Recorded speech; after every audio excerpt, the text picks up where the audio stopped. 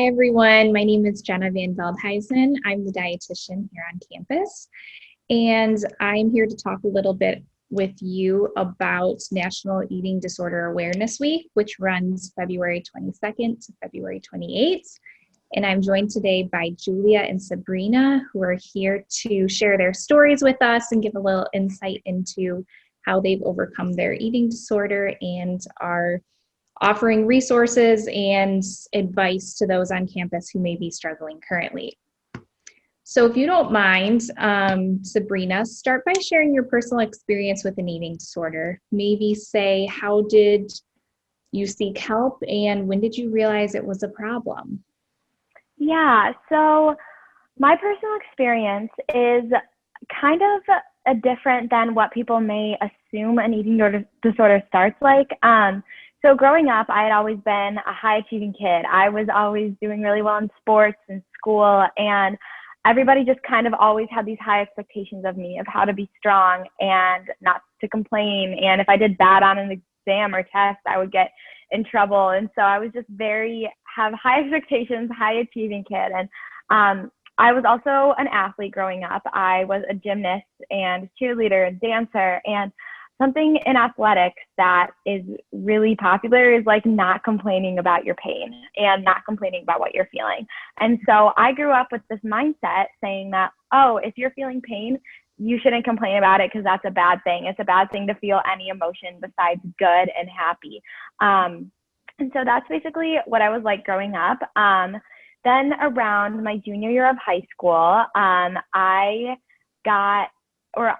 I experienced some abuse and trauma that was really hard for me, and I didn't really know how to deal with it. I just kind of pushed through. I was like, no, I'm this happy kid. I'm going to do well in school. I'm going to do well in my sports. Like, this isn't going to faze me. I'm going to be fine. And so I just really pushed through all the emotions that came with the abuse, and it kept lasting for years and years and years. And I just kept pushing through.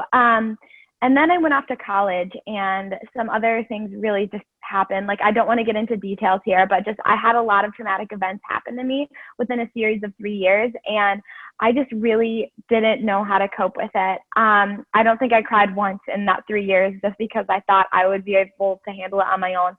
And then it kind of struck a point with me that I couldn't control what was going on in my life. But there was other things I could control, such as the number on the scale.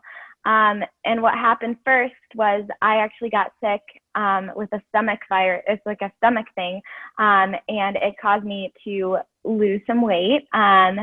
And what happened was my doctor told me, oh, you're allergic to all these different types of foods. So I stopped eating those, and my weight continued to drop. And I noticed what happened is my weight continued to drop without any disordered behaviors. I just started to not feel emotions. I really started to just feel kind of numb. And I liked that because then I didn't have to deal with any of the emotions that came with the abuse or anything. And so as I kept losing weight, I was like, I function great like this. And then I realized that there was something that I could control, and it was that number on the scale. And that's the only thing that I wanted to focus on in my life. That is what my life revolved around, was how to drop the number. And it was really scary. It's like having something in your mind that isn't you, that's just telling you that your only purpose in life is to lose weight. And it was really, really hard for me. The scariest thing about it too, as far as seeking help goes, I really didn't realize I was sick until it was almost too late. I was told by my doctors that I just remember there was this one moment when I went into my doctor, and she was like, if you don't do something about this now, like, I don't know if you're going to be alive in the next couple of weeks. And that just really hit me. I'm like, oh, maybe this is a problem, because I was really experiencing a lot of bad physical symptoms, like my heart rate and blood pressure. I was fainting a lot. It was really, really bad. And so once I figured out that I had a problem, I tried to seek help from outpatient providers. I was like, I can do this. I can recover from this on my own.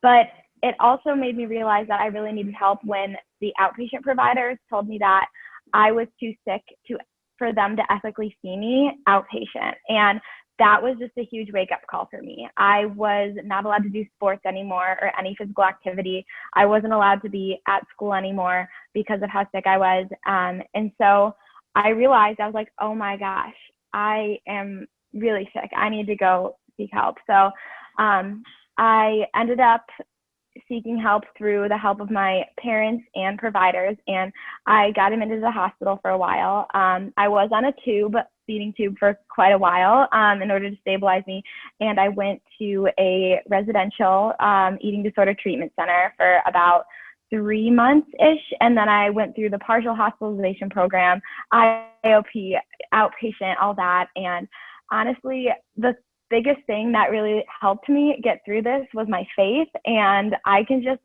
confidently say that I just feel like I'm better. Like, I don't know. I like fully recovered. You know what I mean? It's just, I don't know. It's such a great thing. And it was just really hard. But yeah, that's kind of like the whole synopsis of my story. But it's possible to get there. Awesome. Thanks, Sabrina. Julia, do you mind sharing a little bit about your story when you realized it was a problem and when you sought help? Definitely.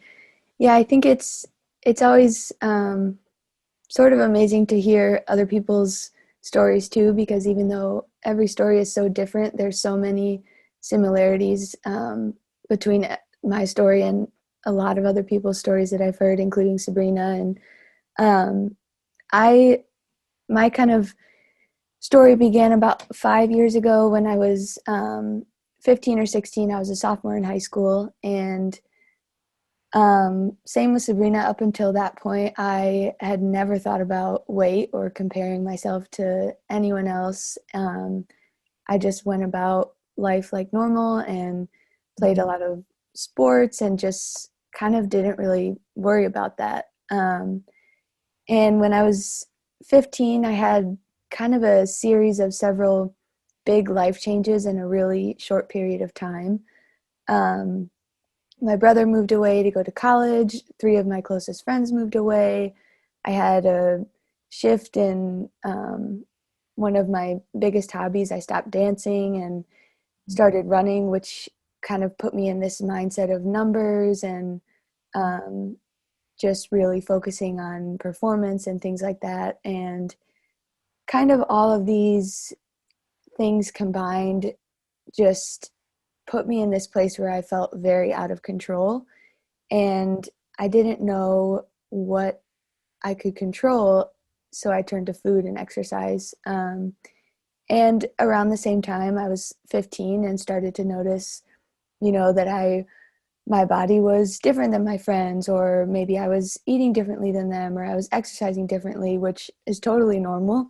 Everyone is different, and I wish I could go back and tell myself not to worry about that, because it's such something that's so different between person to person, and that's totally fine.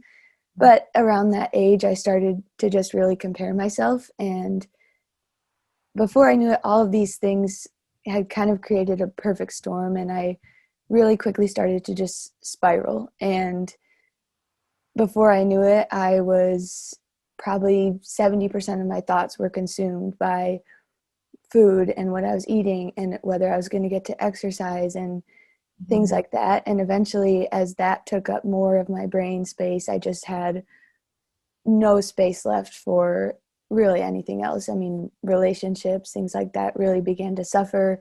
My personality shifted. And the hardest thing, I think, was just I knew deep down that something was wrong, but I was too afraid of losing control to do anything about it. And pretty quickly, my parents realized that something was wrong. And so they took me into a dietitian and told me that we were just going to go for kind of some help with figuring out what I should be eating and like why I was losing so much weight, which got me to go. And when I got there, she said, "You have an eating disorder." And I got super mad. I was really angry because I think I was just in denial, that that was what was actually happening, even though now when I look back, it's really obvious that it was. But I am just so grateful that my parents intervened when they did, because I absolutely would not have gotten help on my own. And I think that's something that's really important to recognize, that a lot of times when people are struggling, even if they want to get better deep down, they don't know how to do it and they don't know where to go. And I'm just so grateful that they intervened, and grateful for my doctors being able to help me kind of realize what I needed to do.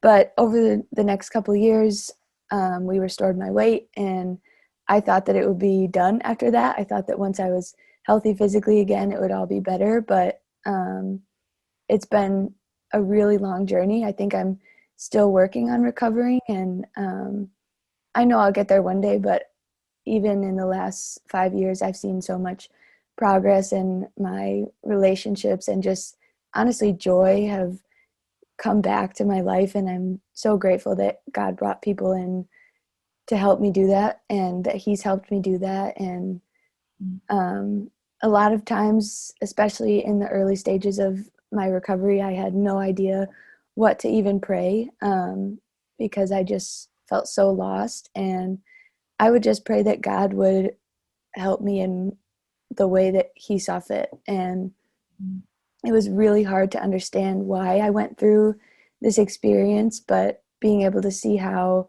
sharing my story with other people has been able to help them and both help me kind of accept it has just been really cool. Awesome. Thank you both for your willingness to share that. Maybe talk a little bit, Julia, we'll start with you, about the areas of your life that the eating disorder took over.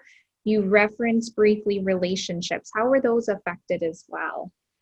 Yeah, definitely. So kind of like I was saying before, I just had basically like no brain space left for a lot of things that I used to spend all my time thinking about. And because, like Sabrina mentioned, it's kind of like living with another person in your head who's telling you what to do and telling you what to think about. And recovery is kind of the process of like kicking that person out and reclaiming your own life. But during my eating disorder, it was everything that I did, I was checking, does this follow my rules? Does this follow my rules? And so that was affecting, going out with friends and doing things, or really just, it took away my ability to be present in a lot of situations, which I think was the biggest thing, because even though I was doing things, I was spending time with people, I wasn't really there. I was thinking about food or thinking about exercise, and I thought that was normal. But now when I compare myself now to then, I can see how much I was struggling and how much it was taking over. Yeah, totally. Sabrina, how would you answer that question? Areas of your life the eating disorder took over, relationships that it affected? Yeah, so honestly, I see a lot of parallels between Julia's and mine. Like, it just, like what she said is that you can be present with a group of people, but you really are not mentally present. And that was like the biggest struggle for me, because I'm a very sociable, like, I love hanging out with people, and it's like my favorite thing is to be able to like just be present and laugh with your friends and eat Oreos out of the the little tub and stuff. But like, I could never do that when I was sick, and it was just so hard because I was always thinking about numbers, and it was just consuming my entire life and how I could control things. And just, it was hard because my life revolved around that. It just affected relationships with my family too, because the only thing that they would want to talk about with me was how much I was eating. And when I was home, it was so hard because we couldn't have any other meaningful conversations. My dad would just be, and like my mom and just everybody would just be trying to get me to eat something, and they would be frustrated with me, and it would just be so hard, and I just could never have a meaningful visit home. It also affected like my sports area of my life. I wasn't allowed to do any sports or anything, which I've always loved to do, which was another huge component. And my school, it was just hard because I could never focus on my schoolwork. I was just thinking about numbers and stuff. And it was just super, super hard because the only thing that people wanted to talk about with me was my eating disorder. And it just took away all the meaning of my life. And it was really hard because I just missed out on so many good human connections in those years when I was sick. Yeah. Okay. So what advice would you give to someone who suspects they have an unhealthy relationship with food?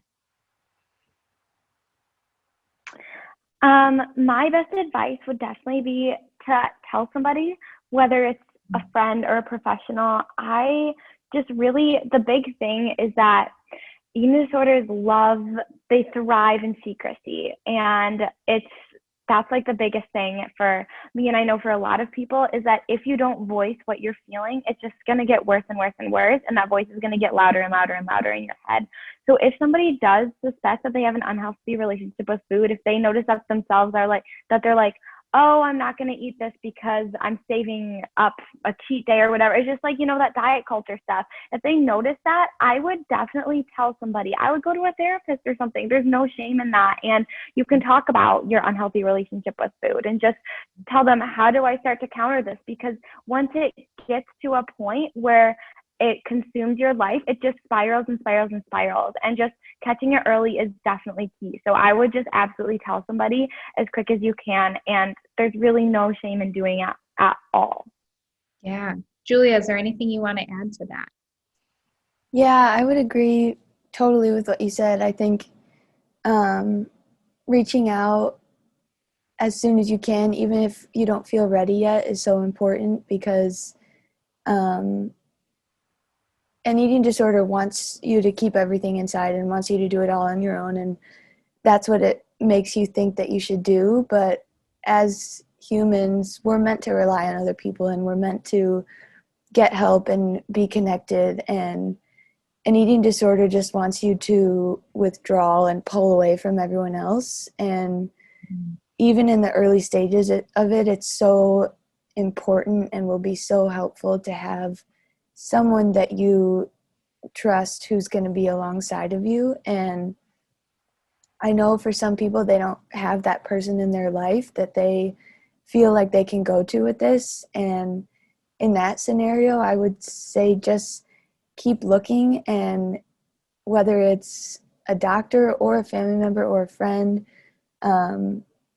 or even if you need to just reach out to someone else, keep looking for someone that you can tell, because I think that is the absolute best thing that you can do. And they might not know exactly how to help you, but just acknowledging for yourself too that you're struggling with something, I think is such an important step, because it just makes it helps you to acknowledge that it's not normal and that you are struggling with something, and that's okay, but you need to find a way to help yourself so that you can live life to its fullest. And I think also just when you tell someone, it can be really scary because you don't know how they're going to react. But in my experience, every time that I've told someone, I've always gotten a positive reaction that was just filled with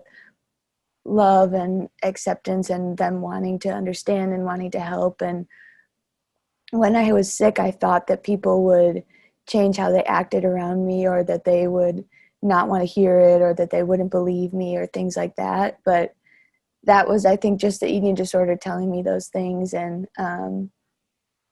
once I started telling people, it helped me to recover even more, if that makes sense. Yeah, absolutely. Great advice, both of you. Thank you. Julia, we'll start with you. Share a little bit what recovery looks like for you. Maybe give examples of how you fight diet culture in your day-to-day life. Yeah.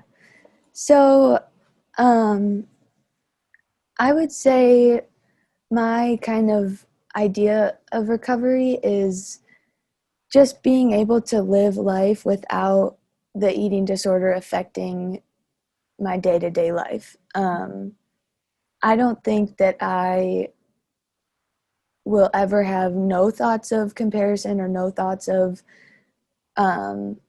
anxiety about these topics, but I think once I'm at the point where I'm living life without the other person in my head and without these voices, that will be what recovery is. And although I'm not 100% there, I'm so much farther along than I was even a year ago. And just some tangible examples, kind of like Sabrina mentioned earlier, but being able to be with friends and enjoy a meal or enjoy ice cream, things like that, without fear is so amazing to me, and it's so encouraging in recovery. And in terms of fighting diet culture, I think there's a lot of ways that you can do this that are super important because we are bombarded with this every day. But a few for me are remembering that social media is a highlight reel.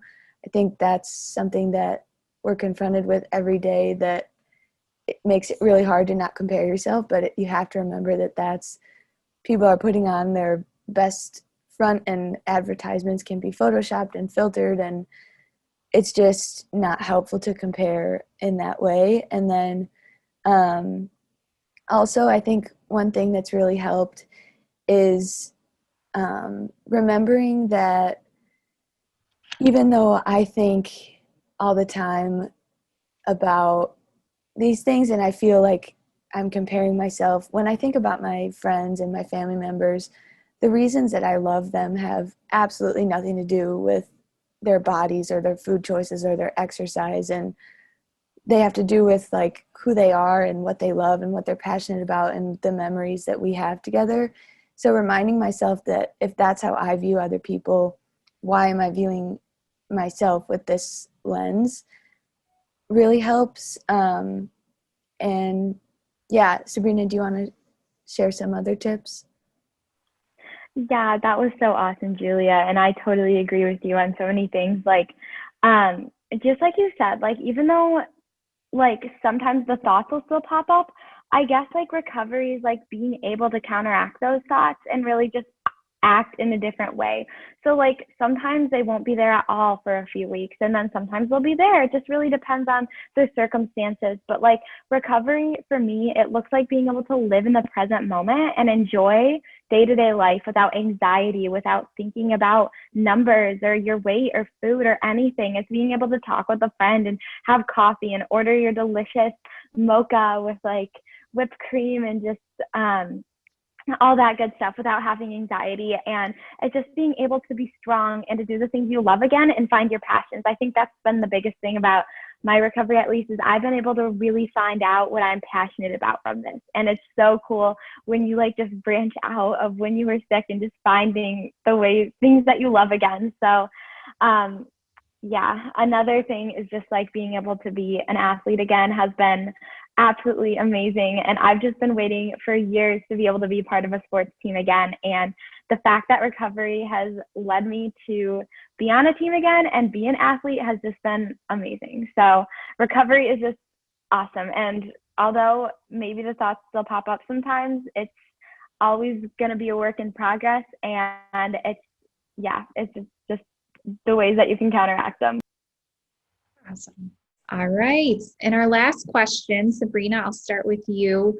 What advice would you give to a college student who is struggling with comparing themselves to others, or maybe who's coming to campus for the first time with a history of an eating disorder? Yeah, so I would say the number one thing, if you do have a history of an eating disorder or you do feel like you have one, is to definitely develop a support system at school.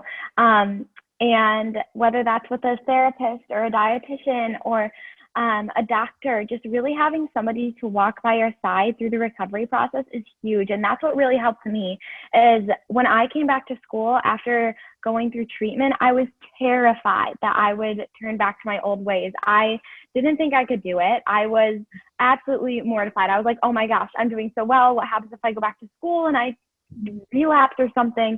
But really having that support system has helped me so much just get through everything. And also just having supports at home too that you can phone in whenever you just feel like you're struggling with something is also really helpful.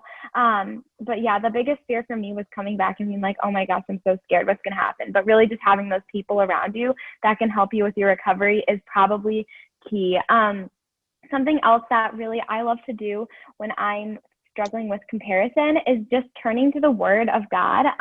One of my absolute favorite Bible verses is in Psalm 139, "You are fearfully and wonderfully made." That was a Bible verse that got me through all of the struggles. Like, I would try and reframe my thoughts. I'd be like, oh my gosh, I don't like look the same as I did anymore. Like, I feel like I'm losing control, whatever. I'd be like, no, God made you who you are for a reason. He literally knit our DNA together before we were even born, and he wanted us on this earth as we are in our bodies now. And that, just holding that in my head as a constant has helped me so much, just knowing that. And yeah, that's what I would say. I would just really turn to the Word, check the truth out about your body and yourself, and then develop that support system is like the biggest thing for me. Absolutely. Great advice. Julia, anything you want to add to that? Yeah, I think those are such great points and so true. I would agree that it's really important to have a support system because college is not the easiest place to be when you have these struggles, because there's a lot of change when you're coming into college, and there's a lot of loss of control, which are both things that can be really hard to handle. And I think it's really important to find another outlet, because you can't turn to the way that you used to deal with change and restriction and control. So finding another way, whether that's journaling or therapy or really just anything that helps you to relieve that stress. And then also just telling people, I really don't know where I would be if I hadn't told someone freshman year, because having someone physically there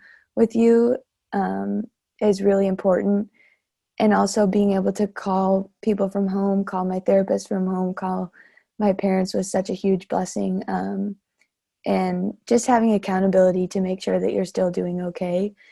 And then in terms of struggling with comparing yourself, I would say just remembering that your value is not in any number or any size or you're just not defined by those things. You're defined by being a child of God and by the friendships and relationships that you have. And it's so hard to do, but remembering those things is really important. And I'm not going to say that it's easy to deal with these things in college. There have been many nights where I've been really, really struggling, but doing these things has really helped. And also just, I'd like to say that I'm always available for anyone who wants to talk or needs help. And I'm sure Sabrina would say the same thing. And there's always people who are going to be there for you if you need it. So, yeah.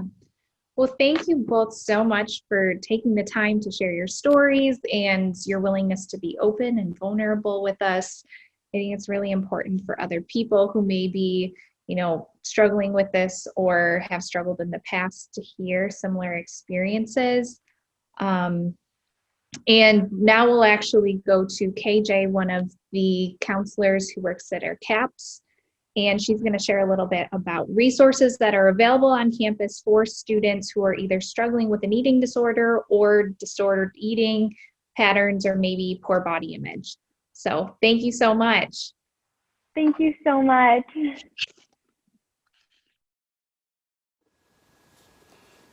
Hey, my name is KJ. I am a CAPS counselor. I also am a part of the eating disorder treatment team at Hope College. Wanted to let you know we have good news. There is support available if you or somebody you know is struggling with an eating disorder or disordered eating. The way to access support is to call the CAPS office and make an appointment. Alternatively, you can schedule an appointment at the health center with Jenna VanVeldhuisen, the registered dietitian on the eating disorder treatment team. If you would prefer to have outside help, like in the community or somewhere else, we can certainly do resource referral as well. So either way, if you're looking for some support or even if you have some questions, please know that help is available and please reach out.